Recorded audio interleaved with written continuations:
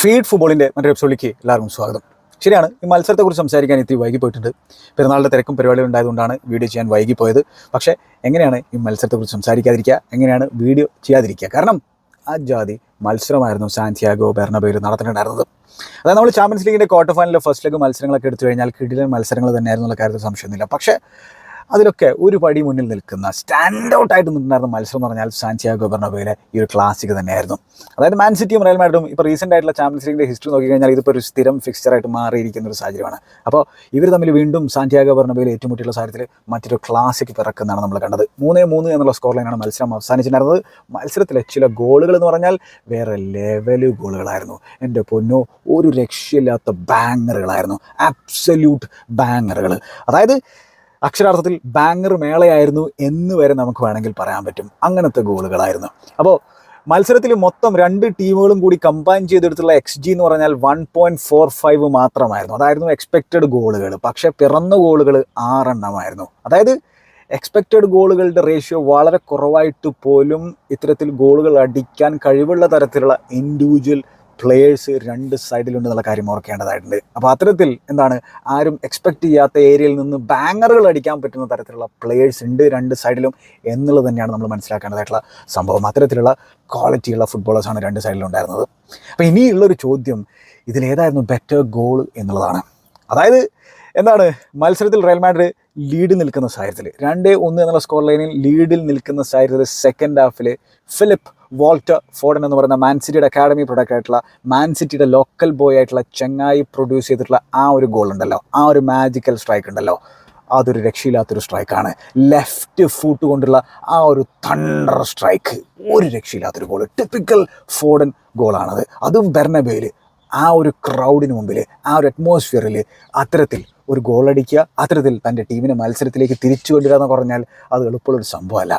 23-കാരനായിട്ടുള്ള Foden ആ സാധനമാണ് produce ചെയ്തത്. അതായിരുന്നു ബെറ്റർ ഗോൾ. അതോ ആ ഗോളിന് ശേഷം ജോസ്കോ ഗ്വാഡിയോൾ എന്ന് പറയുന്ന ക്രൊയേഷ്യൻ ഡിഫൻഡർ തൻ്റെ മാൻ സിറ്റി കുപ്പായത്തിൽ ആദ്യത്തെ ഗോൾ അടിച്ചിട്ടുള്ള ആ ഒരു ഗോൾ ഉണ്ടല്ലോ, അതായത് ഫസ്റ്റ് ടച്ച് മോശമായിരുന്നു, പക്ഷേ സെക്കൻഡ് ടച്ച് വേൾഡ് ക്ലാസ് ആയിരുന്നു.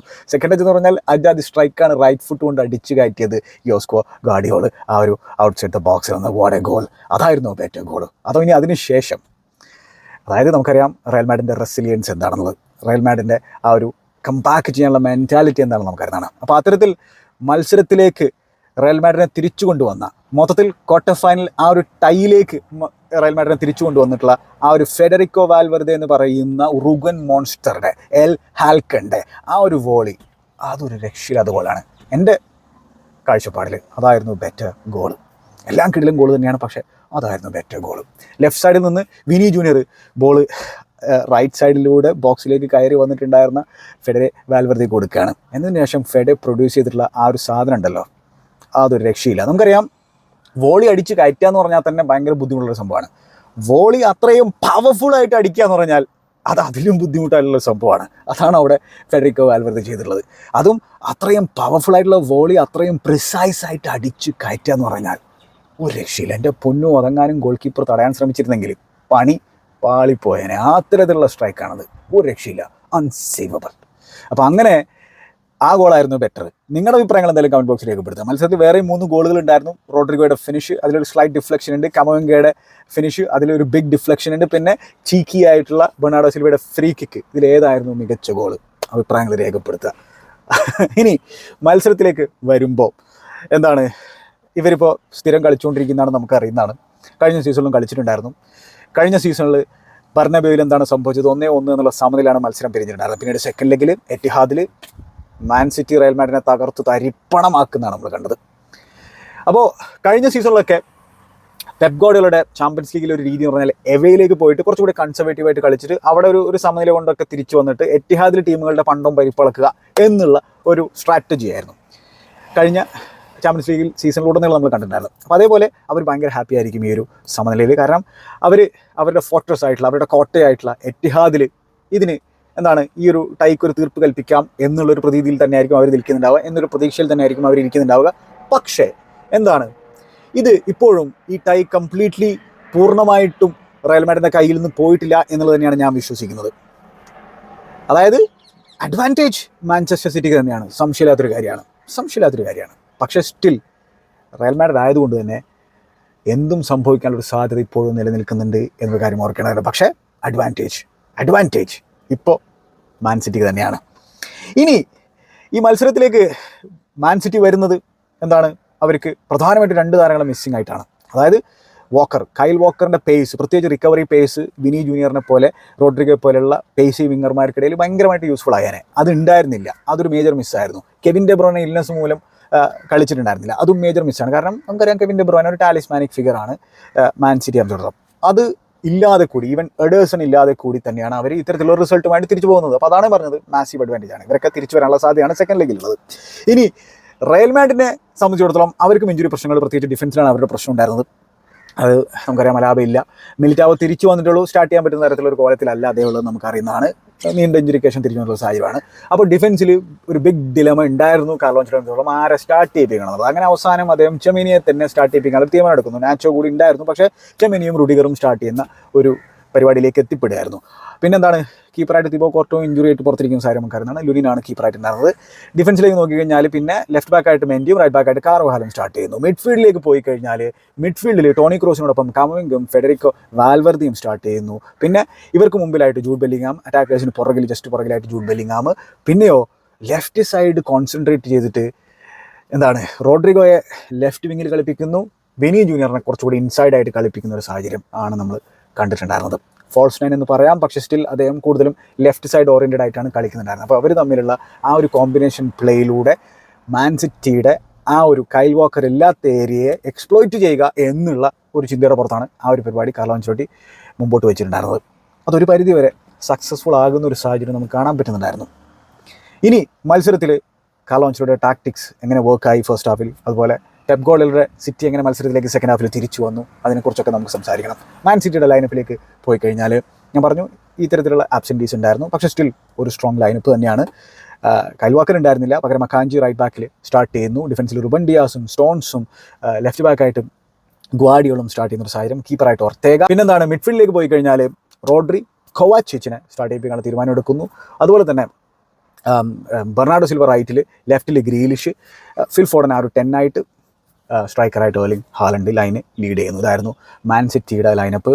പക്ഷേ അവരുടെ ഓൺ ദ ബോൾ ടാക്ടിക്സ് എന്താണ് നമുക്കറിയാം. ജോൺ സ്റ്റോൺസ് മിഡ്ഫീൽഡിലേക്ക് പിന്നെ കയറി കളിക്കാറുണ്ട് എന്നുള്ളത്. അപ്പോൾ അതെന്താണ്, അവർ ഓൺ ദ ബോൾ അവരുടെ ഒരു ഫോർമേഷൻ എന്ന് പറഞ്ഞാൽ 3-4-2-1 രീതിയായിരിക്കും. പ്രത്യേകിച്ച് ബോക്സ് മിഡ്ഫീൽഡൊക്കെ ആയിട്ടാണ് കളിക്കുക. അതായത് എന്താണ്, ഈ പിന്നെ സ്റ്റോൺസ് മിഡ്ഫീൽഡിലേക്ക് കയറുന്ന സാഹചര്യത്തിൽ സ്റ്റോൺസും റോഡ്രിയും ഡബിൾ പിവോട്ടിൽ നിൽക്കുന്നു. അവർക്ക് മുമ്പിലായിട്ട് 2 മിഡ്ഫീൽഡർമാർ കൂടി വരുന്ന ഒരു സാഹചര്യം ഉണ്ടാവും. അപ്പോൾ എന്താണ്, യൂഷ്വലി കെവിൻ ഡെ ബ്രൂയ്നയൊക്കെയാണ് ഉണ്ടാവാറുള്ളത്. ഈ ഒരു സാഹചര്യത്തിൽ ഫിൽ ഫോർഡനും കൊവാച്ചിച്ചുമാണ് കയറേണ്ടത്. പക്ഷേ ഇവിടെ എന്താ സംബന്ധിച്ചാൽ കൊവാച്ചിച്ചിനെ സംബന്ധിച്ചോളം അദ്ദേഹം അത്ര കംഫർട്ടബിൾ അല്ല ആ ഒരു ലെഫ്റ്റ് ഹാഫ് സ്പേസിലേക്ക് കയറി കളിക്കുക എന്നുള്ളത്. അപ്പോൾ അദ്ദേഹം കൂടുതലും ആ ഒരു മിഡ്ഫീൽഡ് കോൺസെൻട്രേറ്റ് ചെയ്ത് ആ ഒരു ഏരിയയിലൂടെ കൺട്രോൾ ചെയ്ത് കളിക്കുക, അല്ലെങ്കിൽ എന്താണ് പ്രസൻസിൻ്റെ ആയിട്ടുള്ള ഫുട്ബോളറാണ്, ഡ്രൈവ് ചെയ്ത് മുമ്പോട്ട് പോകാനൊക്കെ താല്പര്യപ്പെടുന്ന തരത്തിലുള്ള പ്ലെയറാണ്. പക്ഷേ എന്താണ്, ആ ഒരു 8 ഏരിയയിലേക്ക് നീങ്ങിയിട്ട് അല്ലെങ്കിൽ ഒരു അഡ്വാൻസ്ഡ് 10 എന്നുള്ള രീതിയൊക്കെ വേണമെങ്കിൽ നമുക്ക് പറയാൻ പറ്റും, ലെഫ്റ്റ് സൈഡ് 10 എന്നൊക്കെ വേണമെങ്കിൽ പറയാൻ പറ്റും. അത്തരത്തിലുള്ള ഒരു പൊസിഷൻ ലെഫ്റ്റ് ഹാഫ് സ്പേസിൽ നിന്ന് കളിക്കാമെന്ന് അദ്ദേഹം താല്പര്യപ്പെടുന്നില്ല എന്നുള്ളതാണ്. അപ്പോൾ ആ ഒരു ഏരിയയിൽ ഒരു പ്രശ്നം ഉണ്ടായിരുന്നു പിന്നെ സിറ്റി സംബന്ധിച്ചോളം. പിന്നെ 2 വിങ്ങർമാർ, ഗ്രീലിഷ് ആണെങ്കിലും ബെർണാർഡോ സിൽവയാണ് കളിക്കുന്നത്. ബെർണാർഡോ സിൽവയും ഫിൽ ഫോർഡനും ഇങ്ങനെ ഇൻ്റർചേഞ്ച് ചെയ്ത് കളിക്കുന്നതായിരുന്നു റൈറ്റ് സൈഡിൽ എന്നുള്ള കാര്യം ഓർക്കേണ്ടത്, പ്രത്യേകിച്ച് ഫസ്റ്റ് ഹാഫിൽ.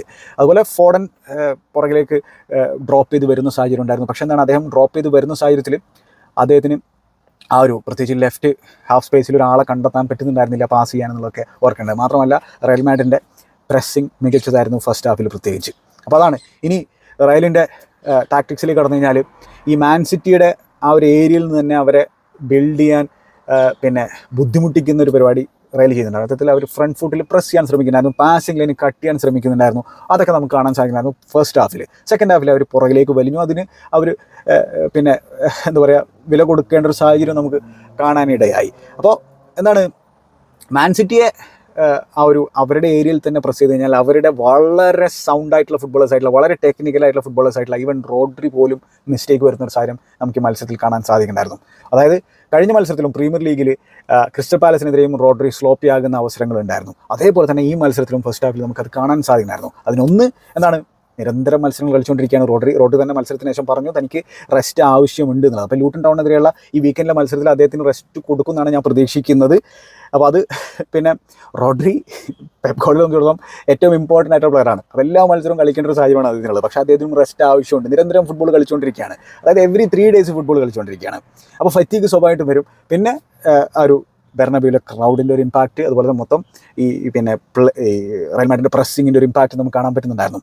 അപ്പോൾ അങ്ങനെ കെയോട്ടിക് ആയിട്ടുള്ള മത്സരമായിരുന്നു.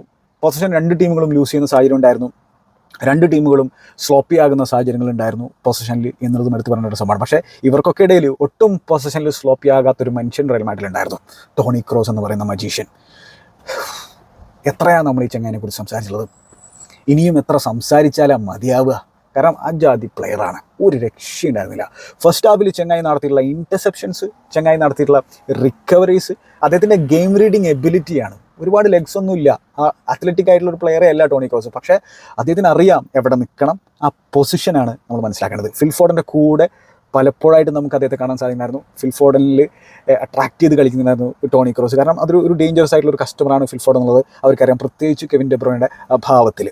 അപ്പോൾ അങ്ങനെ ഫിൽഫോർഡൻ പിന്നെ മിഡ്ഫീൽഡിലേക്കൊക്കെ ഡ്രോപ്പ് ചെയ്ത് വരുന്ന സാധനം ഉണ്ടായിരുന്നു. അപ്പോൾ അദ്ദേഹത്തെ ട്രാക്ക് ചെയ്യുന്നുണ്ടായിരുന്നില്ല ടോണി ക്രോസ്. പക്ഷേ എന്താണ്, ജനറലി ഈ ഫിൽഫോർഡിൻ്റെ അടുത്ത് ടോണി ക്രോസിനെ കാണാൻ സാധിക്കുമായിരുന്നു. അദ്ദേഹം ടാക്കിളുകൾ നടത്തും, ഇൻ്റർസെപ്ഷൻ നടത്തും. പിന്നെന്താണ്, ഓൺ ദ ബോൾ ഒരു രക്ഷയില്ല. അതായത് പ്രിസൈസ് ആയിട്ടുള്ള പാസുകളാണ്. മാത്രമല്ല റയലിൻ്റെ ആ ഒരു രണ്ടാമത്തെ ഗോളിൽ അദ്ദേഹം കൊടുത്തുള്ള പാസ്, അതിനെക്കുറിച്ച് നമുക്ക് സംസാരിക്കേണ്ടതായിട്ടുണ്ട്. അപ്പോൾ അങ്ങനെ ലൈൻ ബ്രേക്കിംഗ് പാസുകൾ കൊടുക്കാൻ പറ്റും, ലോങ് ബോളുകൾ കൊടുക്കാൻ പറ്റും. മത്സരത്തിലുടനീളം അദ്ദേഹം കളിച്ചിട്ടുള്ള മിനിറ്റുകളിൽ അദ്ദേഹം 54 പാസുകൾ 52 ഫിനിഷ് ചെയ്യുന്നു. 7 ലോങ് ബോളുകളിൽ 7 ഫിനിഷ് ചെയ്യുന്ന ഒരു സാഹചര്യമാണ് നമ്മൾ കണ്ടായിരുന്നത്. പിന്നെ കുറേ റിക്കവറീസ് നടത്തുന്നു, കുറേ തവണ പൊസിഷൻ വിൻ ചെയ്യുന്നു. അത്തരത്തിലുള്ള പരിപാടികളൊക്കെ ചെയ്തിട്ടുണ്ടായിരുന്നു ടോണി ക്രോസ്. ക്രൂഷ്യൽ ഇൻ്റർവെൻഷൻസ് വരെ നടത്തുന്നുണ്ടായിരുന്നു. വാട്ട് എ ഫുട്ബോളാ, വാട്ട് എ പ്ലെയർ മാൻ, ഒരു രക്ഷയില്ല. പെപ് ഗാർഡിയോളയും ടോണി ക്രോസിനെ കുറിച്ച് മത്സരത്തിന് ശേഷം പറഞ്ഞിട്ടുണ്ടായിരുന്നു, നമുക്കറിയുന്നൊരു സംഭവമാണ്. പക്ഷേ വേറൊരു കാര്യമുണ്ട്, അദ്ദേഹത്തെ കൃത്യസമയത്തല്ല സബ്സ്റ്റിറ്റ്യൂട്ട് ചെയ്തിട്ടുണ്ടായിരുന്നത് കാർലോ ആൻചെലോട്ടി എന്നുള്ളതാണ്. അതിലേക്ക് നമുക്ക് വരാം. റയലിൻ്റെ ആ ഒരു പ്രസ്സിനെ ബീറ്റ് ചെയ്ത് കഴിഞ്ഞാൽ അവർ ആ ഒരു 4-4-2 നിലയിൽ ഡ്രോപ്പ് ചെയ്ത് വരുന്ന ഒരു സാഹചര്യം. ഫെഡെ വാൽവേർദെയൊക്കെ വൈഡായിട്ടല്ല ഡിഫെൻഡ് ചെയ്യുന്നത്, ഇൻസൈഡ് ഏരിയയിലേക്ക് വന്നിട്ട് ആ മിഡ്ഫീൽഡ് ഏരിയയിലേക്ക് ഡിഫെൻഡ് ചെയ്യുന്ന സാഹചര്യം. ഈ മാൻസിറ്റിയുടെ 8കളെ പിന്നെ മാർക്ക് ചെയ്ത് നിൽക്കുന്ന സാഹചര്യങ്ങളും, അതുപോലെ തന്നെ ടോണി ക്രോസ് ആണെങ്കിൽ ഫോർഡിൻ്റെ അടുത്ത് നിൽക്കുന്ന, കമവിംഗയും ടോണി ക്രോസും ഡബിൾ പിവോട്ടായിട്ട് ഡിഫൻസിന് മുകളിൽ നിൽക്കുന്ന സാഹചര്യം. അത്തരത്തിൽ വളരെ കോമ്പാക്റ്റായിട്ട് ഡിഫെൻഡ് ചെയ്യുക, എന്നിട്ട് ട്രാൻസിഷനിൽ മാൻസിറ്റിയെ അറ്റാക്ക് ചെയ്യുക എന്നുള്ളതാണ്. കാരണം മാൻസിറ്റി ആണെങ്കിൽ ഹൈലൈനും കാര്യങ്ങളൊക്കെ കീപ്പ് ചെയ്യുന്ന ഒരു സൈഡാണെന്നുള്ള കാര്യം ഓർക്കേണ്ടതാണ്. പക്ഷേ മത്സരത്തിന് ശേഷം പിന്നെ ഫെഡെ വാൽവേർദെ പറഞ്ഞത് സെക്കൻഡ് ഹാഫിൽ ഇപ്പോൾ അവരുടെ ഇൻറ്റൻസിറ്റി കുറയാൻ കാരണം എന്താ പറയുക, ഫറ്റീഗ് ആണെന്നുള്ളതാണ്. അത് എന്തുകൊണ്ട് സംഭവിച്ചു എന്നുള്ളത് നോക്കേണ്ട ഒരു സംഭവമാണ്. കാരണം വെച്ചാൽ മാൻസിറ്റി വരുന്നത് എവറി 3 ഡേയ്സ് മത്സരങ്ങൾ കളിച്ചിട്ട് റെസ്റ്റ് ഇല്ലാതെയാണ്. റയലാണെങ്കിൽ 9 ദിവസത്തെ റെസ്റ്റ് ഒക്കെ എടുത്തിട്ടാണ് ഈ മത്സരത്തിലേക്ക് വന്നിട്ടുണ്ടായിരുന്നത്. അപ്പോൾ എന്നിട്ടും ഫറ്റീഗ് സംഭവിച്ചിട്ടുണ്ടെങ്കിലും അത് ശരിയായിട്ടുള്ള സംഭവമല്ല. ശരിയാണ്, മാൻസിറ്റിക്കെതിരെ കളിക്കുമ്പോൾ അത് ഡ്രെയിനിങ് ആണ്, അത് വേറെ കാര്യം. കാരണം പൊസിഷൻ കൂടുതലും അവരുടെ അടുത്തായിരിക്കും, അപ്പോൾ കൂടുതൽ ഓഫ് ദി ബോൾ റണ്ണിങ് കാര്യങ്ങളൊക്കെ ചെയ്യേണ്ടി വരും. അപ്പോൾ കൃത്യസമയത്ത് സബ്സ്റ്റിറ്റ്യൂഷൻസ് വരുത്താതിരുന്നത് കാർലോ ആൻചെലോട്ടിയെ സംബന്ധിച്ചിടത്തോളം ഒരു പ്രശ്നമായിട്ട് എനിക്ക് തോന്നിയിട്ടുണ്ട്. പിന്നെ റയൽ മാഡ്രിഡിൻ്റെ പ്രസ്സിങ്ങിൽ ആ ഒരു ഹൈ എനർജി യൂസ് ചെയ്തിട്ട് അവർ പ്രസ് ചെയ്യുന്ന സാഹചര്യത്തിൽ ഫെഡെ വാൽവേർദെയുടെ ഇൻവോൾവ്മെൻറ്റ് വളരെ വലുതാണ്, കമവിംഗയുടെ ഇൻവോൾവ്മെൻറ്റ് വളരെ വലുതാണ്. കമവിംഗയൊക്കെ ഒരു സ്റ്റെല്ലാ പെർഫോമൻസ് ആണ് പ്രത്യേകിച്ച് ഫസ്റ്റ് ഹാഫിൽ കാഴ്ചവെച്ചിട്ടുണ്ടായിരുന്നത്. ബ്യൂട്ടിഫുൾ ആയിട്ടാണ് കളിച്ചിട്ടുണ്ടായിരുന്നത്. അദ്ദേഹത്തിൻ്റെ അത്ലറ്റിസിസവും അദ്ദേഹത്തിൻ്റെ എനർജിയും അദ്ദേഹത്തിൻ്റെ ഈവൻ ടെക്നിക്കൽ എബിലിറ്റിയും, കാരണം ബോളൊക്കെ സെക്യൂർ ആയിട്ടാണ് അദ്ദേഹം നിർത്തുന്നുണ്ടായിരുന്നത്, അതൊക്കെ നമുക്ക് കാണാൻ സാധിക്കുന്നുണ്ടായിരുന്നു. പിന്നെ എന്താണ്, റോഡ്രിഗോ ആണെങ്കിലും വിനി ജൂനിയർ ആണെങ്കിലും ജൂഡ് ബെല്ലിംഗാമും ഒരു പരിധി വരെയൊക്കെ സഹായിക്കുന്നുണ്ടായിരുന്നുള്ളതാണെങ്കിൽ നമുക്ക് പറയാൻ പറ്റും. അങ്ങനെ റയൽ മാഡ്രിഡിൻ്റെ അറ്റാക്ക് കൂടുതലും ആ ഒരു ലെഫ്റ്റ് സൈഡ് ഓറിയൻറ്റഡ് ആയിട്ടാണ് അവർ ആ ഒരു ഏരിയ കേന്ദ്രീകരിച്ചിട്ടാണ് അവർ കളിക്കുന്നുണ്ടായിരുന്നത്. പക്ഷേ മത്സരം തുടങ്ങിയ ഉടനെ തന്നെ മാൻസിറ്റി ഗോൾ അടിക്കുന്നതാണ് നമ്മൾ കണ്ടത്. വളരെ പുവറായിട്ടുള്ളൊരു ഫ്രീ കിക്ക് ഗിവ് അവേ ചെയ്യായിരുന്നു ചെമേനി.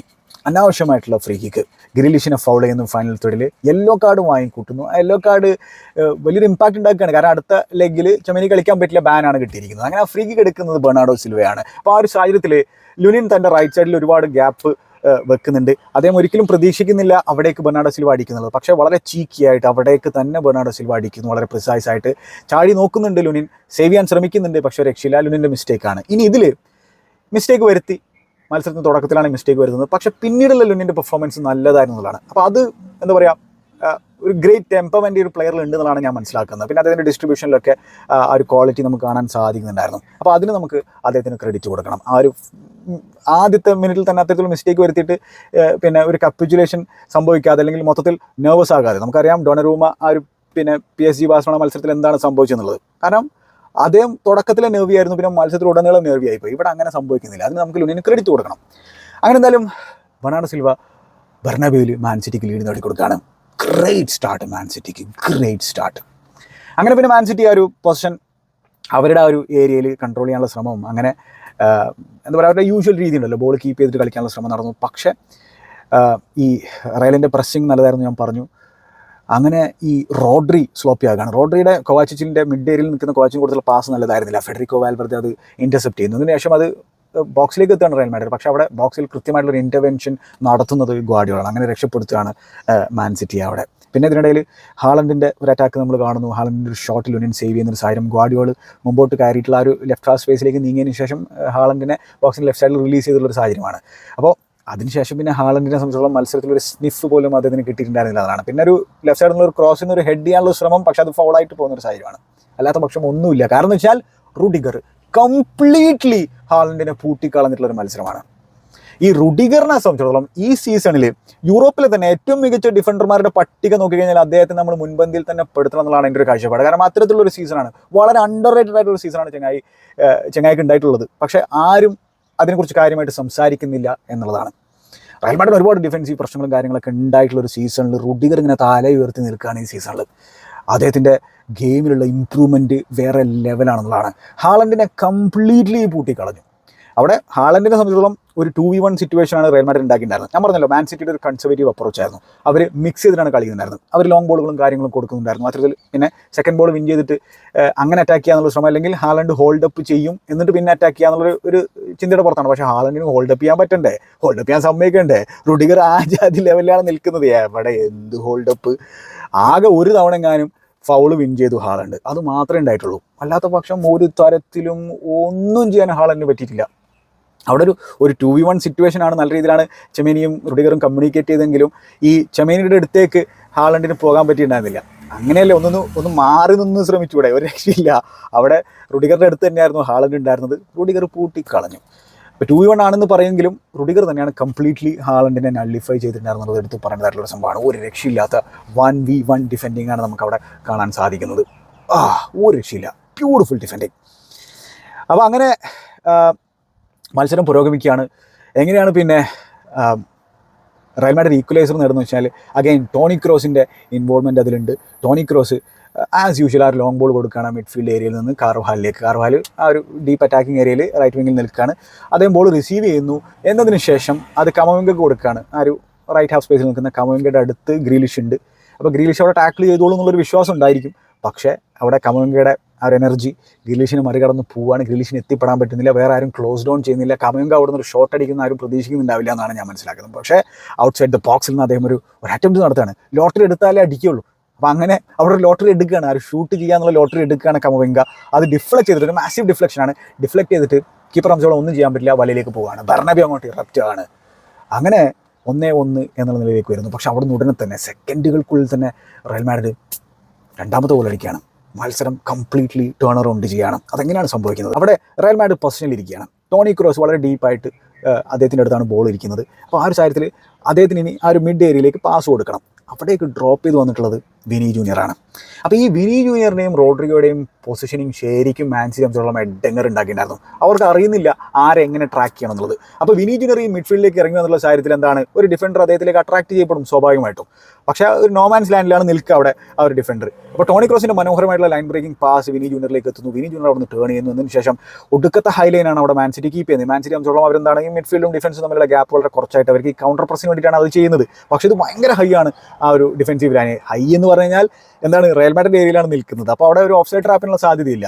വിനി ജൂനിയർ മനോഹരമായിട്ട് ടേൺ ചെയ്യുന്നു. എന്നിട്ട് റോഡ്രിഗോ റിലീസ് ചെയ്യാണ്. ലെഫ്റ്റ് വിങ്ങിലൂടെ റോഡ്രിഗോ ഓടി തൻ്റെ ബൈക്കിൽ ഇങ്ങനെ പോവുകയാണ്. പിടിച്ചാൽ കിട്ടുമോ? ഒരു രക്ഷയില്ല. കൈൽ വാക്കർ ഉണ്ടോ? ഇല്ല.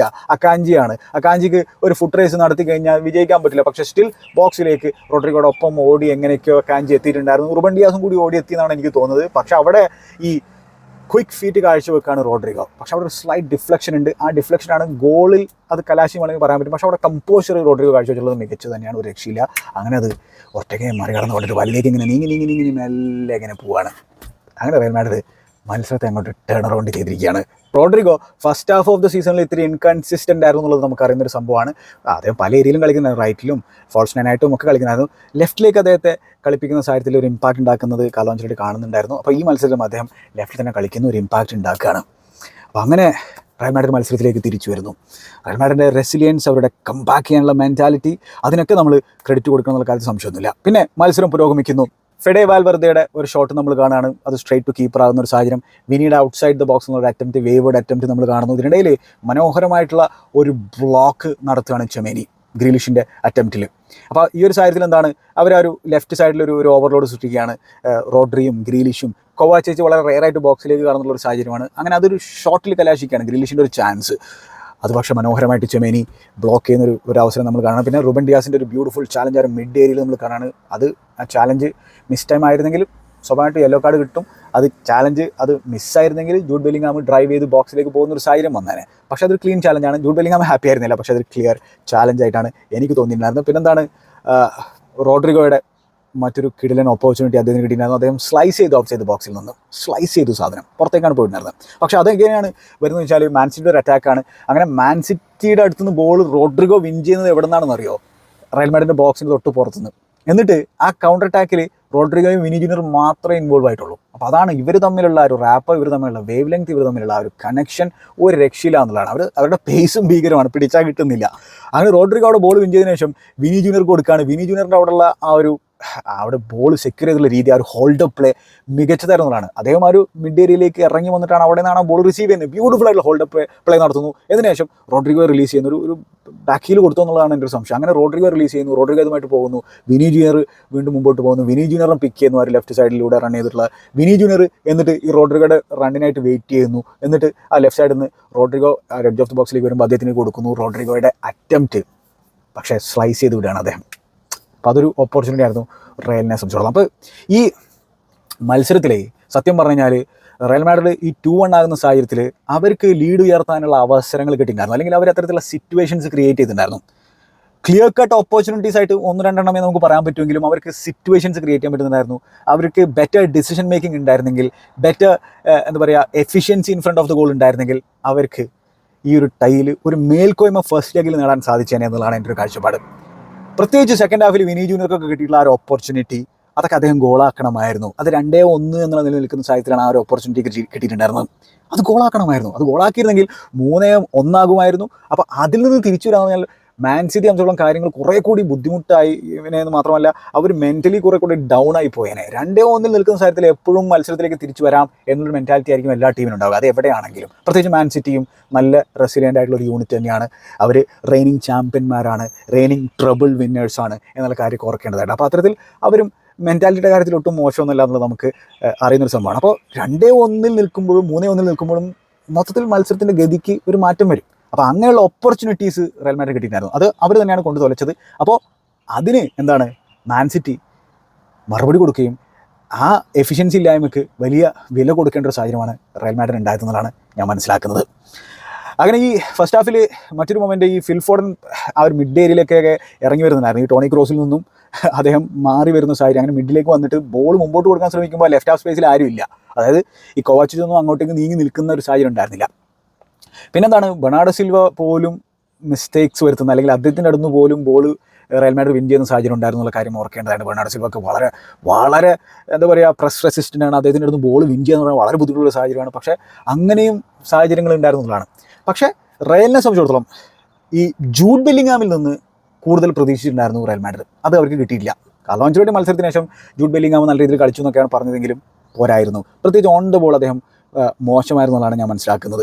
അതായത് പൊസിഷൻ 9 തവണെങ്കിലും അദ്ദേഹം നഷ്ടപ്പെടുത്തിയിട്ടുണ്ടായിരുന്നു. വളരെ സ്ലോപ്പി ആയിരുന്നു. ഡിഫെൻസീവ്ലി അദ്ദേഹം കോൺട്രിബ്യൂട്ട് ചെയ്തിട്ടുണ്ട്, ഇല്ല എന്ന് ഞാൻ പറയുന്നില്ല. പക്ഷേ എന്താണ്, അത്ര പോരാ. ഇപ്പോൾ ഫെഡെ വാൽവെർദെ കൊടുത്തിട്ടുള്ള ആ ഒരു കോൺട്രിബ്യൂഷൻ, ഫെഡയെ വെച്ച് നമുക്ക് ഒരാളെയും കമ്പയർ ചെയ്യാൻ പറ്റില്ല. അദ്ദേഹത്തിൻ്റെ എനർജി എന്ന് പറഞ്ഞാൽ വേറെ ലെവലാണ്.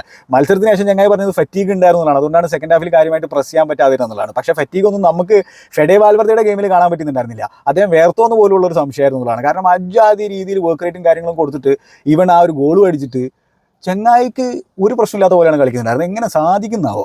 അപ്പോൾ ജൂഡ് ബെല്ലിംഗാമിൽ നിന്ന് കുറേ കൂടി ഡിഫെൻസീവ് കോൺട്രിബ്യൂഷനും റയൽ മാഡ്രിഡ് പ്രതീക്ഷിക്കുന്നുണ്ട് എന്നുള്ളതാണ് ഞാൻ മനസ്സിലാക്കുന്നത്. ഈവൻ ചില സാഹചര്യങ്ങളൊക്കെ നടന്നു പോകുന്ന പിന്നെ ബെല്ലിംഗാമിനൊക്കെ നമുക്ക് കാണാൻ പറ്റുന്നുണ്ടായിരുന്നു മാൻ സിറ്റിക്ക് പൊസിഷൻ ഉണ്ടാകുന്ന കാര്യത്തിൽ എന്നുള്ളത് ഞാൻ നോട്ടീസ് ചെയ്തിട്ടുള്ളൊരു സംഭവമാണ്. അപ്പോൾ ബെറ്റർ ആയിട്ടുള്ള പെർഫോമൻസ് ജൂഡ് ബെല്ലിംഗാമിൽ നിന്ന് പ്രതീക്ഷിക്കുന്നുണ്ട്. അത് എറ്റിഹാദിൽ കാണാൻ സാധിക്കുന്നതായിരിക്കും റയൽ മാഡ്രിഡ് ആരാധകർ പ്രതീക്ഷിക്കുന്നുണ്ടാവുക.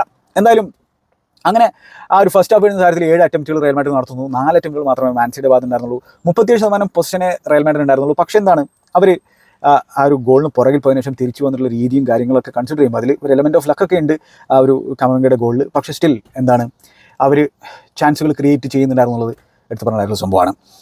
ഇനി ഹാളണ്ട് ആണെങ്കിൽ ആകെ 13 ടച്ചസുകൾ മാത്രമേ മത്സരത്തിൽ ഫസ്റ്റ് ഹാഫിൽ എടുത്തിട്ടുണ്ടായിരുന്നുള്ളൂ. അപ്പോൾ അങ്ങനെ കംപ്ലീറ്റ്ലി ഹാളണ്ടിനെ നല്ലുഫ് ചെയ്യാൻ പിന്നെ റയൽ മാഡ്രിഡ് സാധിച്ചിട്ടുണ്ടായിരുന്നു. സെക്കൻഡ് ഹാഫ് തുടങ്ങുന്നു. സെക്കൻഡ് ഹാഫിൻ്റെ തുടക്കത്തിൽ ചേഞ്ചസ് ഒന്നും രണ്ട് ടീമുകളും വരുത്തിയിട്ടുണ്ടായിരുന്നില്ല. അങ്ങനെ ഒരു ഗ്രേറ്റ് ടാക്കിൾ നമ്മൾ റുഡിഗറിൻ്റെ ഭാഗത്ത് കാണാണ്. സിൽവയും ഫോഡൻ ഞാൻ പറഞ്ഞല്ലോ ഇങ്ങനെ ഇൻ്റർചേഞ്ച് ചെയ്ത് കളിക്കുന്നുണ്ടായിരുന്നു. പിന്നെ അതുപോലെ ഈ സെക്കൻഡ് ഹാഫിൽ നമ്മൾ കണ്ട മറ്റൊരു സംഭവം എന്ന് വെച്ചാൽ ഈ കൊവാച്ചിച്ച് റോഡ്രിയുടെ കൂടെ ഡബിൾ പോയിന്റിൽ നിൽക്കുന്നു. ഈ സ്റ്റോൺസിന് നല്ല റോം ചെയ്യാനുള്ള പരിപാടി, അദ്ദേഹം ആ ഒരു റൈറ്റ് സൈഡിലേക്ക് നീങ്ങുന്ന സാഹചര്യം നമ്മൾ കാണുന്നു. അതുപോലെ തന്നെ ഫിൽ ഫോഡൻ ഭയങ്കര റോം ചെയ്ത് കളിക്കുകയാണ്.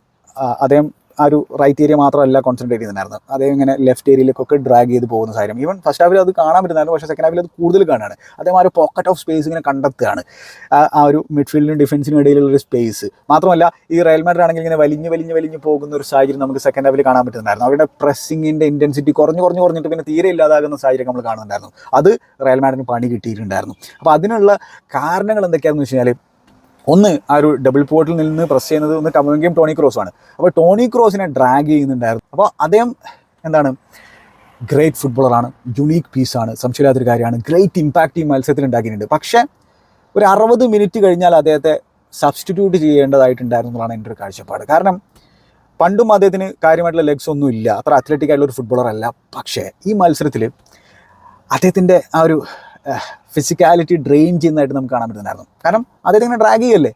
അപ്പോൾ സ്വാഭാവികമായിട്ടും ആ ഒരു അവസരത്തിൽ ചേഞ്ച് വരുത്തണമായിരുന്നു കാർലോ ആൻചെലോട്ടി. അത് വരുത്തിയില്ല. അങ്ങനെ ഈ ക്രൂസിനെ സംബന്ധിച്ചിടത്തോളം ആ ഒരു റൈറ്റ് സൈഡിലുള്ള ഓവർലോഡ് അദ്ദേഹത്തിന് പ്രശ്നം ഉണ്ടാകുന്നു.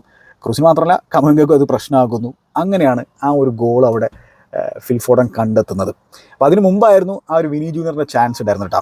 ഈ ഫിൽ ഫോഡൻ ഗോൾ അടിക്കുന്നതിന് മുമ്പ് ആ വിനി ജൂനിയറുടെ ചാൻസ് പറഞ്ഞാൽ ഫെഡറിക്കോ വാൽവർദയുടെ ബ്യൂട്ടിഫുൾ ആയിട്ടുള്ള റൈറ്റ് സൈഡിൽ നിന്നുള്ള ഒരു ലോങ് ബോൾ റോഡ്രിഗോ കൊടുക്കുകയാണ് ലെഫ്റ്റ് സൈഡിൽ. റോഡ്രിഗോയും വിനി ജൂനിയറും തമ്മിലുള്ള ഒരു കോമ്പിനേഷൻ നമ്മളവിടെ കാണാണ്. വൺസ് അഗെയിൻ 1-on-1 സിറ്റുവേഷൻ ആണ്. അവിടെ അറ്റ്ലീസ്റ്റ് ടാർഗറ്റിലേക്കെങ്കിലും അടിക്കണമായിരുന്നു വിനി ജൂനിയർ. പകരം അദ്ദേഹം അത് ബാറിന് മുകളിലോട്ട് അടിക്കുകയാണ്. അത് ക്രൂഷ്യൽ പോയിന്റ് ആയിരുന്നു മത്സരത്തിൽ നിന്നാണ് എൻ്റെ ഒരു കാഴ്ചപ്പാട്. വളരെ ക്രൂഷ്യൽ ആയിട്ടുള്ള മൊമെൻറ്റ്. അതിനുശേഷമാണ് നമ്മൾ ഇപ്പുറത്ത് ഫിൽ ഫോഡൻ്റെ ഗോൾ കാണുന്നത്. ആ ഗോളിലുള്ള മൊത്തത്തിലുള്ള സ്റ്റോൺസിൻ്റെയും റോഡ്രിയുടെയും ബെർണാർഡോ സിൽവയുടെ ഒക്കെ ഇമ്പാക്റ്റ് നമുക്കതിൽ കാണാൻ സാധിക്കും. അതായത് ഈ ചിത്രത്തിൽ നമുക്ക് കാണാൻ പറ്റും അക്കാഞ്ചിയുടെ അടുത്ത് ബോൾ നിൽക്കുന്ന സാഹചര്യത്തിൽ ടോണി ക്രോസിൻ്റെ അടുത്ത് നിൽക്കുന്നത് റോഡ്രിയാണ്. അപ്പോൾ റോഡ്രിയെ മാർക്ക് ചെയ്തിട്ടാണ് ടോണി ക്രോസ് അവിടെ നിൽക്കുന്നത്.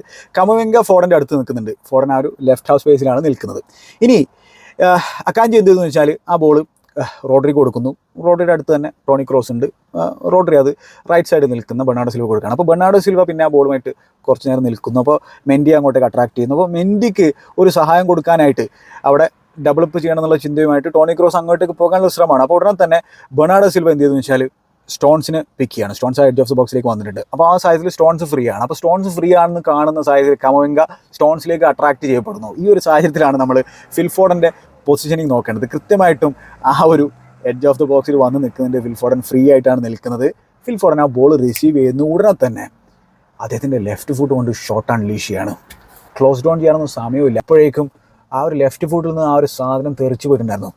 അത്രയും പ്രിസൈസ് ആയിട്ട് ആ ഒരു എഡ്ജ് ഓഫ് ദ ബോക്സിൽ നിന്ന് അങ്ങനെ ഒരു ഗോൾ അടിക്കാൻ പറഞ്ഞാൽ എളുപ്പമുള്ളൊരു സംഭവമല്ല. അതും സാന്റിയാഗോ ബെർണബേയിൽ ആ ഒരു ക്രൗഡിന് മുമ്പിൽ ആ ഒരു അറ്റ്മോസ്ഫിയറിൽ അത്രയും പ്രഷറിലിരിക്കുന്ന ഒരു സിറ്റുവേഷനിൽ 23-കാരനായിട്ടുള്ള ഈ ഫിൽ ഫോഡൻ മാൻ സിറ്റിയെ ഈ ഒരു സീസണിൽ തോളിലേറ്റി കൊണ്ടുവന്നൊരു സാഹചര്യമാണ് നമ്മൾ കണ്ടുകൊണ്ടിരിക്കുന്നത്. തിയറി ഓൺറി അതിനെക്കുറിച്ച് സംസാരിച്ചിട്ടുണ്ട്. ഞാനും ഈ ചാനലിൽ ഇരുന്നുകൊണ്ട് അതിനെക്കുറിച്ച് സംസാരിച്ചിട്ടുണ്ട്. മാൻ സിറ്റിയുടെ പ്ലെയർ ഓഫ് ദ സീസൺ നിസ്സംശയം നമുക്ക് ഫിൽ ഫോഡൻ ആണെന്ന് പറയാൻ പറ്റും. കാരണം കെവിൻ ഡെ ബ്രൂയ്നൊക്കെ ഇഞ്ചുറി പറ്റിയിരിക്കുന്ന സാഹചര്യത്തിൽ ഈ ചങ്ങായാണ് ടീമിനെ അങ്ങോട്ട് തോളിലേറ്റി കൊണ്ടുപോയിട്ടുണ്ടായിരുന്നത്. ഈ സീസണിൽ ഇപ്പോൾ 32 ഗോൾ കോൺട്രിബ്യൂഷൻസ് നടത്തിയിരിക്കുകയാണ്. 22 ഗോളുകളും 10 അസിസ്റ്റുകളും. അപ്പോൾ അദ്ദേഹം ആ ഒരു ഫ്രീ റോളിൽ ഒരു ഇമ്പാക്റ്റ് ഉണ്ടാക്കിയിരിക്കുകയാണ്. അപ്പോൾ അവിടെ എന്താണ് ഇവരുടെ ഈ റോഡ്രിയുടെയും സ്റ്റോൺസിൻ്റെയും ഒക്കെ പൊസിഷനിങ് ഈ മാൻ സിറ്റിയുടെ റയൽ മാഡ്രിഡിൻ്റെ ഡബിൾ പിവോട്ടിന് കമവിംഗക്കാണെങ്കിലും ടോണി ക്രൂസിനാണെങ്കിലും കൺഫ്യൂഷൻ ഉണ്ടാക്കി. അപ്പോൾ അതിലൂടെ തന്നെയാണ് ആ ഒരു ഗോള് വന്നിട്ടുണ്ടായിരുന്നത്. അപ്പോൾ ഇത് ഇനി ഈ ഗോള് പറഞ്ഞിട്ടുള്ള കാര്യത്തിലെങ്കിലും ടോണി ക്രൂസിനെ പിൻവലിക്കണമായിരുന്നു. എന്നിട്ട് കുറേ കൂടി എനർജി, ആ ഒരു ഡൈനാമിസം മിഡ്ഫീൽഡിലേക്ക് കൊണ്ടുവരാൻ ശ്രമിക്കണമായിരുന്നു. അതും കാർലോ അൻചെലോട്ടി ചെയ്തിട്ടുണ്ടായിരുന്നില്ല. ടോണി ക്രൂസ് മത്സരത്തിൽ ഒരു ഇമ്പാക്റ്റ് ഉണ്ടാക്കി കഴിഞ്ഞു. ഇനി അദ്ദേഹത്തെ പിൻവലിച്ചാൽ മതി. അദ്ദേഹത്തിന് 90 മിനിറ്റ് കളിക്കാനുള്ള ലെഗ്സ് ഇല്ല നമുക്ക് അറിയുന്നതാണ്. അപ്പോൾ കൃത്യസമയത്ത് കാർലോ അൻചെലോട്ടി അത് ചെയ്തില്ല എന്നുള്ളതാണ് എൻ്റെ മറ്റൊരു കാഴ്ചപ്പാട്. സബ്സ്റ്റിറ്റ്യൂഷൻസ് വരുത്താൻ കുറച്ച് ലേറ്റായിപ്പോയി എന്നുള്ളതാണ്. അപ്പോൾ അങ്ങനെ ഇതിനു മുമ്പും ഫിൽ ഫോഡൻ ആ ഒരു പോക്കറ്റ് ഓഫ് സ്പേസ് കണ്ടെത്തുന്നുണ്ടായിരുന്നു. അദ്ദേഹം റൈറ്റിൽ നിന്ന് കട്ടിൻ സൈഡ് ചെയ്തിട്ട് ഒരു ഷോട്ട് അടിച്ച് നേരെ കീപ്പറിൻ്റെ കയ്യിലേക്ക് പോകുന്നുണ്ടായിരുന്നു. അപ്പോൾ അതൊരു സൂചനയായിരുന്നു. ആ സൂചനയ്ക്ക് അനുസരിച്ചിട്ട് റിയാക്ട് ചെയ്യാൻ റയൽ മാഡ്രിഡിന് സാധിച്ചില്ല. അവിടെ ഒരു ആ സ്പേസ് ബ്ലോക്ക് ചെയ്യാനോ അല്ലെങ്കിൽ ഫിൽ ഫോഡനെ ക്ലോസ് ഡൗൺ ചെയ്യാനോ അവർക്ക് സാധിക്കുന്നുണ്ടായിരുന്നില്ല. അവിടെ നിന്ന് അധികം വൈകാതെ തന്നെ മാൻ സിറ്റി ലീഡ് എടുക്കുകയാണ് മത്സരത്തിൽ. രണ്ടാമത്തെ തവണ ഗ്വാർഡിയോളാണ് ഗോൾ അടിക്കുന്നത്. അപ്പോൾ അതിലും ഫിൽ ഫോഡൻ്റെ ഒരു ഇമ്പാക്റ്റ് ഉണ്ട്. ഫിൽ ഫോഡൻ പിന്നെ കുറച്ചിങ്ങനെ ഡീപ്പായിട്ട് ഡ്രോപ്പ് ചെയ്ത് വന്നിട്ട് അദ്ദേഹം അവിടെ ബോൾ റിസീവ് ചെയ്യുന്നു. അവിടെ ടോണി ക്രോസ് അദ്ദേഹത്തിൻ്റെ അടുത്തുണ്ട്. പക്ഷേ ടോണി ക്രോസിനെ അനായാസമായിട്ട് മറികടന്നിട്ട് അദ്ദേഹം ഒരു ലെഫ്റ്റ് സൈഡിലേക്ക് ആ ബോൾ കൊടുക്കുകയാണ്, ഗ്രീലിഷിലേക്ക് കൊടുക്കുന്നു. ഗ്രീലിഷ് ആ ബോൾ റിസീവ് ചെയ്യുന്നു. അതിന് ശേഷം ഈ ഗ്വാർഡിയോളിന് കൊടുക്കുകയാണ്. ഗ്വാർഡിയോളിൻ്റെ ഫസ്റ്റ് ടച്ച് ഉണ്ടല്ലോ, അവിടെ ഓഫുൾ ഫസ്റ്റ് ടച്ച് ആണത്. പക്ഷെ അവിടെ ക്ലോസ് ഡൗൺ ചെയ്യാൻ ടോണി ക്രോസ് ശ്രമിക്കുകയാണ്, നടക്കുന്നില്ല. ഗ്വാർഡിയോൾ പിന്നെ ഒന്നും നോക്കിയില്ല. ടച്ച് മോശമായിരുന്നു, പക്ഷേ കൃത്യമായിട്ടും അതൊരു ഇൻവിറ്റേഷൻ ആയിരുന്നു, അടിച്ചോ എന്ന് പറഞ്ഞിട്ട്. അതേ അടിച്ചു. ഓടെ ഗോൾ, ഒരു രക്ഷയില്ലാത്തൊരു ഗോൾ. അങ്ങനെ ബെർണബേയിൽ ലീഡ് എടുക്കുന്നു. പെപ് ഗാർഡിയോള ഭീകരമായിട്ട് സെലിബ്രേറ്റ് ചെയ്യുന്നു. മാൻ സിറ്റി സെലിബ്രേറ്റ് ചെയ്യുന്നു. അവിടെ ബെർണബേയിൽ കൂടിയിട്ടുണ്ടായിരുന്ന മാൻ സിറ്റിയുടെ ആരാധകർ നോയ്സ് ഉണ്ടാക്കുന്നു. അത്തരത്തിലുള്ള സംഭവങ്ങളൊക്കെ നമ്മൾ കാണുകയാണ്. പക്ഷേ once again Real Madrid resilient ആയിട്ടുള്ളൊരു യൂണിറ്റാണ്. അവർക്ക് കംബാക്ക് നടത്തുക പറഞ്ഞാൽ അവർ അനവധി തവണ ചെയ്തിട്ടുള്ള സംഭവമാണ്. അവർ വീണ്ടും ഒരു കംബാക്ക് നടത്തുകയാണ്. അപ്പോൾ ഇതിൽ കാർലോ അൻചെലോട്ടി ബ്രഹീം ഡിയാസിനെ കൊണ്ടുവരുന്നു. ബ്രഹീം ഡിയാസ് പ്രഷറൊക്കെ ഇവേഡ് ചെയ്ത് പോകാനുള്ള ശ്രമം നടത്തുന്നുണ്ടായിരുന്നു. പക്ഷേ കാര്യമായിട്ടുള്ള ഇമ്പാക്ട് ഉണ്ടാക്കാൻ അദ്ദേഹത്തിന് സാഹചര്യം ഉണ്ടായിരുന്നില്ല. പക്ഷേ ലുക്ക മോഡ്രിച്ച് വന്നിട്ട് ഒരു ഇമ്പാക്ട് ഉണ്ടാക്കുകയാണ്. കുറച്ചുകൂടി നേരത്തെ അതിനെ ഇൻട്രൊഡ്യൂസ് ചെയ്യണമായിരുന്നു. ആ ഒരു ഡൈനാമിസം മിഡ്ഫീൽഡിൽ അദ്ദേഹം ഉണ്ടാക്കുകയാണ്. അപ്പോൾ ഇതിൽ തന്നെ ആ ഒരു ഫെഡറിക്കോ വാൽവർദയുടെ ഗോളിൽ എന്ന് പറഞ്ഞു ഈ ലോങ് ബോൾ കൊടുക്കുന്ന പരിപാടി ഉണ്ടായിരുന്നു മാൻ സിറ്റി. ആ മിഡ് ഏരിയയിൽ കാർവഹാൽ ആദ്യം ബോൾ വിൻ ചെയ്യുന്നു. പിന്നെ അവിടെ കമവിംഗയുടെ ഇൻഫ്ലുവൻസ് വളരെ വലുതാണ്. അവിടെ ഒരു ഡ്യൂല് മിഡ്ഫീൽഡിൽ കമവിംഗ വിൻ ചെയ്യുന്നു. അതാണ് ലൂക്ക മോഡ്രിച്ചിലേക്ക് വന്നുകൊണ്ടായിരുന്ന ബോൾ. ലൂക്ക മോഡ്രിച്ച് അതുമായിട്ട് ഡ്രൈവ് ചെയ്ത് മുമ്പോട്ട് പോകുന്നു. തൻ്റെ ലെഫ്റ്റിലുള്ള വിനി ജൂനിയർക്ക് പാസ് ചെയ്യുന്നു. വിനി ജൂനിയർ ഇത്തവണ അത് ലെഫ്റ്റ് സൈഡിൽ നിന്ന് ക്രോസ് കൊടുക്കാനാണ് ശ്രമിച്ചത്. റൈറ്റ് സൈഡിലേക്ക് ക്രോസ് കൊടുക്കുന്നു. അതാണ് ഫെഡെ വാൽവർദെ മീറ്റ് ചെയ്തത്. അതിനെക്കുറിച്ച് നമ്മൾ സംസാരിച്ചു. അതൊരു രക്ഷയില്ലാത്തൊരു സാധനമാണ്. അജാതി ഫോഴ്സിലാണ് ചങ്ങായി അടിച്ചു കയറ്റിയത്. അപ്പോൾ ഈ റോഡ്രിഗോയെ പിൻവലിച്ചിട്ടാണല്ലോ ബ്രഹീം ഡിയാസിനെ കൊണ്ടുവന്നിട്ടുണ്ടായിരുന്നത്. അപ്പോൾ അത് വേണമായിരുന്നു എന്നുള്ളൊരു ചോദ്യമുണ്ട്. പക്ഷേ ബ്രഹീം ഡിയാസിന് ഇമ്പാക്ട് ചെയ്യാൻ പറ്റുന്ന തരത്തിലുള്ള സ്പേസ് മാൻ സിറ്റി ലീവ് ചെയ്യുന്നുണ്ടായിരുന്നു. ആ ഒരു 2-1 എന്നുള്ള നിലയിൽ നിൽക്കുന്ന സാഹചര്യത്തിൽ പിന്നീട് ആളിനെ ഇൻട്രൊഡ്യൂസ് ചെയ്യുന്നത് 3-2 ആയപ്പോഴുള്ള സാഹചര്യത്തിലാണ്. അപ്പോൾ പിന്നെ കാര്യമായിട്ടുള്ള സ്പേസ് ലീവ് ചെയ്യുന്നുണ്ടായിരുന്നില്ല മാൻ സിറ്റി പുറകിൽ എന്നുള്ള കാര്യം ഓർക്കേണ്ടതാണ്. അങ്ങനെ മത്സരം 3-3 എന്നുള്ള സമനിലയിൽ അവസാനിക്കുന്ന ഒരു സാഹചര്യം നമ്മൾ കാണാനാണ്. അപ്പോൾ ഗ്രേറ്റ് സ്പെക്ടക്കിളാണ് നമ്മൾ കണ്ടിട്ടുണ്ടായിരുന്നത്, ഗ്രേറ്റ് ടാക്ടിക്കൽ ബാറ്റിൽ. ഇനി സെക്കൻഡ് ലെഗിൽ എന്ത് സംഭവിക്കും എന്നുള്ളതാണ്. അപ്പോൾ ഞാൻ പറഞ്ഞു സെക്കൻഡ് ലെഗിൽ മാസീവ് അഡ്വാൻറ്റേജ് മാൻ സിറ്റിക്ക് തന്നെയാണ്. പക്ഷേ റയൽ മാഡ്രിഡിനെ പൂർണ്ണമായിട്ടും തള്ളിക്കളയാനാവില്ല എന്നുള്ളതാണ്. റയൽ മാഡ്രിഡ് ചാൻസുകൾ എറ്റിഹാദിലും ഉണ്ടാക്കും. റയൽ മാഡ്രിഡിൻ്റെ റെക്കോർഡ് എറ്റിഹാദിൽ ഇത് വളരെ മോശമാണ്. കഴിഞ്ഞ 6 മത്സരങ്ങളിൽ ഒരൊറ്റ തവണ മാത്രമേ വിജയിച്ചിട്ടുള്ളൂ. അതൊരു മോശം റെക്കോർഡ് തന്നെയാണ്. മാത്രമല്ല ഒരു ഫോർട്രസ് ആണ് മാൻ സിറ്റിയുടെ എറ്റിഹാദ് എന്ന് പറയുന്നത് മാൻ സിറ്റി സംബന്ധിച്ചിടത്തോളം. പക്ഷേ ഈ സീസണിൽ ചെൽസി റീസെൻ്റ് ആയിട്ടുള്ള മത്സരത്തിൽ അവിടെ നിന്ന് ഒരു പോയിന്റ് നേടുന്നത് നമ്മൾ കണ്ടു. അതുപോലെ തന്നെ ക്രിസ്റ്റൽ പാലസ്, ലിവർപൂൾ ഇവരൊക്കെ അവിടെ സമനില നേടുന്ന സാഹചര്യം നമ്മൾ കണ്ടില്ല. അപ്പോൾ റയൽ മാഡ്രിഡ് സംബന്ധിച്ചോളം അവർക്ക് അറ്റാക്കേഴ്സ്, വളരെ പേസി ആയിട്ടുള്ള അറ്റാക്കേഴ്സ് ഉണ്ട്. വേൾഡ് ക്ലാസ് ടാലൻറ്റുകളാണ് വിനി ജൂനിയർ എന്നൊക്കെ നമുക്ക് അറിയുന്നത്. അപ്പോൾ വിനി ജൂനിയറിൻ്റെ അടുത്തൊക്കെ ഇപ്പോൾ ഈ മത്സരത്തിൽ 2 അസിസ്റ്റൊക്കെ അദ്ദേഹം പ്രൊവൈഡ് ചെയ്തിട്ടുണ്ട്. പക്ഷേ in front of the goal ആ ഒരു ക്ലിനിക്കൽ നേച്ചർ ആവശ്യമുണ്ട്. അത്തരത്തിൽ ഓപ്പർച്യൂണിറ്റീസ് അവർ ക്രിയേറ്റ് ചെയ്യാൻ സാധ്യതയുണ്ട് ഈവൻ എറ്റിഹാദിലും. അത് എടുക്കേണ്ട സാഹചര്യമുള്ളൂ. പക്ഷേ മാൻ സിറ്റി സംബന്ധിച്ചുള്ള കൈൽ വാക്കർ ചിലപ്പോൾ തിരിച്ചു വരും, കെവിൻ ഡെ ബ്രൂയ്നെ തിരിച്ചു വരും. അപ്പോൾ അതൊക്കെ മാസീവ് അഡ്വാൻറ്റേജ് ആണ് അവർക്ക്. ആ സെക്കൻഡ് ഹാഫിൽ ഫസ്റ്റ് ഹാഫിൽ കണ്ട രീതിയിലുള്ള റയൽ മാഡ്രിഡിൻ്റെ ഭാഗത്തു നിന്നുള്ള ആ ഒരു പ്രസ്സിങ്ങും കാര്യങ്ങളും നമുക്ക് കാണാൻ പറ്റുന്നുണ്ടായിരുന്നില്ല. അതായത് ആ ഒരു ഇൻറ്റൻസിറ്റി അവരുടെ ഗെയിമിൽ ഉണ്ടായിരുന്നില്ല. അപ്പോൾ ഇനി അഥവാ വലിഞ്ഞിറങ്ങുകയാണെങ്കിൽ തന്നെ ഇത്തരത്തിൽ ഷൂട്ടിംഗ് സ്പേസിൽ പിന്നെ സ്ഥലം കൊടുത്തു കഴിഞ്ഞാൽ പണിഷ് ചെയ്യാൻ പറ്റുന്ന തരത്തിലുള്ള പ്ലെയേഴ്സിൻ്റെ മാൻ സിറ്റിയിൽ എന്നുള്ള കാര്യം ഓർക്കേണ്ടതല്ല. അത് തന്നെയാണ് അവിടെ റയലിന് സംഭവിച്ചത്. അപ്പോൾ അത് സെക്കൻഡ് ലെഗിൽ അതേ രീതിയിൽ തന്നെ പണിയെടുത്തു കഴിഞ്ഞാൽ പണി പാലും വെള്ളത്തിൽ കിട്ടും. അതാണ്. അപ്പോൾ സിറ്റിക്കെതിരെ കളിക്കാന്ന് പറഞ്ഞാൽ ടോ പോയി കഴിഞ്ഞാൽ അതും ചിലപ്പോൾ പണി കിട്ടാൻ സാധ്യതയുണ്ട്. പക്ഷേ സ്റ്റിൽ ഒരു മിതമായിട്ടുള്ള രീതിയിൽ കളിക്കണം. പൂർണ്ണമായിട്ടും അവർക്കും ഫുൾ റെസ്പെക്റ്റ് കൊടുത്തിട്ട് പുറകിലേക്ക് വലിഞ്ഞിറങ്ങി കഴിഞ്ഞാൽ അത് ശരിയാവില്ല. എന്നാൽ ആ ഒരു മിഡ് ബ്ലോക്ക് ഏരിയയിൽ നിന്നിട്ട് അവിടെ നിന്ന് ബോൾ വിൻ ചെയ്യാനുള്ള ശ്രമം നടത്തി കഴിഞ്ഞാൽ ട്രാൻസിഷനിൽ ഈ മാൻസിറ്റിയുടെ ഹൈലിയനെ പൊട്ടിക്കാൻ സാധിക്കും, അവരെ കാര്യമായിട്ട് തന്നെ ടെസ്റ്റ് ചെയ്യാൻ സാധിക്കും. അത്തരത്തിലാണ് ഫസ്റ്റ് ഹാഫിൽ നമ്മൾ കണ്ടത്. അത് ടെസ്റ്റ് ചെയ്യാൻ സാധിക്കുന്നുണ്ടായിരുന്നു റയലിന്. പിന്നെ റയൽ നമ്മൾ ഞാൻ പറഞ്ഞല്ലോ, എഫിഷ്യൻ്റ് ആകണം ഇങ്ങനത്തെ മത്സരങ്ങൾ. ആ ഒരു എഫിഷ്യൻസിയുടെ കുറവ് നമുക്ക് ആ ഒരു ഫൈനൽ തേർഡിൽ റയലിൽ കാണാൻ സാധിക്കുന്നതാണ്. പക്ഷേ ഒരു കിടിലൻ സെക്കൻഡ് ലെഗ് തന്നെയാണ് നമ്മുടെ മുമ്പിലുള്ളത്. കാത്തിരുന്ന് കാണാം എന്ത് സംഭവിക്കുന്നുള്ളത്. നിങ്ങളുടെ അഭിപ്രായങ്ങൾ എന്തായാലും കമൻറ്റ് ബോക്സിൽ രേഖപ്പെടുത്താൻ മറക്കരുത്. മറ്റൊരു അധ്യായത്തിൽ നമുക്ക് വീണ്ടും കാണാം. Good bye.